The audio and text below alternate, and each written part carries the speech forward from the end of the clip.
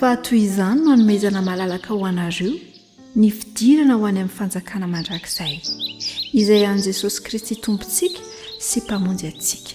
Petera faharoa toko voalohany andiny faha 1:10. Vonina ny eo aminy ve ny ankonako. Fantanina izay mampieritreritra ho avy Jesosy. Vonina ny eo aminy ve ianao. Vonina ny eo aminy ve ny ankonanao. Andao ara andray hafatra tsika avy amin'ny tenin'Andriamanitra. Aoka ny Ray aman-dreny andalina ny toko voalohany ao amin'ny epistily faharoa izay sorata amin'ny Petera. Afatra izay nomen'Andriamanitra tamin'ny alalan'ny epistily sorata amin'ny Petera. Petera faharoa toko voalohany andininy fa 1:10 no milaza izay afatra izay. Ndao aveantsika vakiana kely izy. Fa toy izany no hanomezana malalaka ho anareo ny fidirana ho any amin'ny fanjakana mandrakizay izay an' Jesosy Kristy tompontsika sy mpamonjy antsika. Ao amin'io afatra io no anehoana ny fahamarinana ara-baiboly amin'ny endriny kanto indrindra. Mampianatra antsika izany fa ny fanandramana kristiana dia tokony ho fitomboana tsy mitsahatra, fandraisana lalandava ny fahasoavana sy ny fahendrena izay hanatanjaka ny toetra sy anomana ny fanahy ho amin'ny fiainana mandrakizay.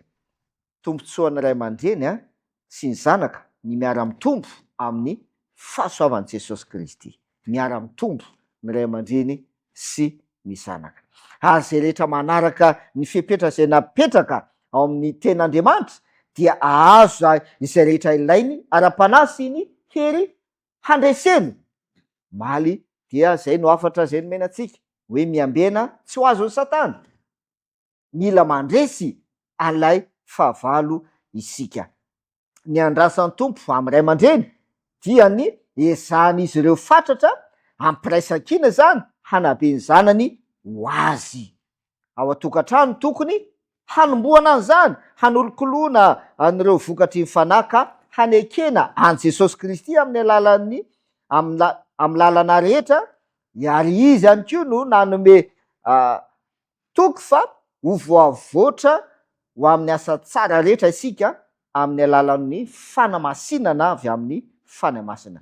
Movy ary ny vahoaka izay manana afatra lehibe izay ho toriana momba famonjena izao tontolo izao, tsy hanao ezaka mihitsy na anao fakely monja ho famonjena ireo olona izay tsy mbola niova fo amin'ny ankonany. Amela ny saina hifantoka amin'ny zava-poana ve ny Ray aman-dreny. Variana amin'ny zavatra mandalo. Zava-poana moa no ilazana eto amin'ny afatra hoe zava-poana. Variana amin'ny zava-poana. Kanefa tokony hifantoka amin'ny zavatra manan-danja lehibe indrindra dia tsy inona fa ny fiainana mandrakizay izany. Afatra ho an'ny Ray aman-dreny izany afatra izany. Moa ve tena vonina hitsenan'ny tompo ny ankonantsika. Ekena ve ireo fahamarinana lehibe izay fahamarinana ankehitriny voalaza amin'ny ten'Andriamanitra zany amin'izao andro farany izay iainantsika izao ary amin'ny firenena sy ny tany samihafa. Nefa ny zanakitsika izay fananana sarobidy indrindra izay nomeny tompo antsika dia avelany amin'izao fotsiny, tsy mahazo fampitandremana, tsy voaomana hitsenan'i Jesosy. Anika ho tratrany loza izay efa mananontany azy izy ireo, tsy vonina hiatrika ny ho avy.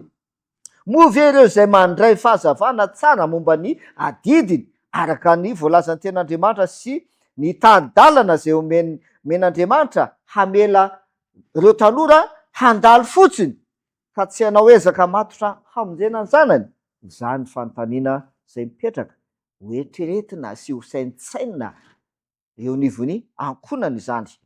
Famotinana miandry izay olombelona hiara-miasa aminy i Kristy mba hahafahany miasa ao am-pon'ny ankizy sy ny tanorantsika. Miandro izy, miandry izay olombelona hiara-miasa aminy i Kristy. Hiara-miasa amintsika Jesosy. Miandry izy.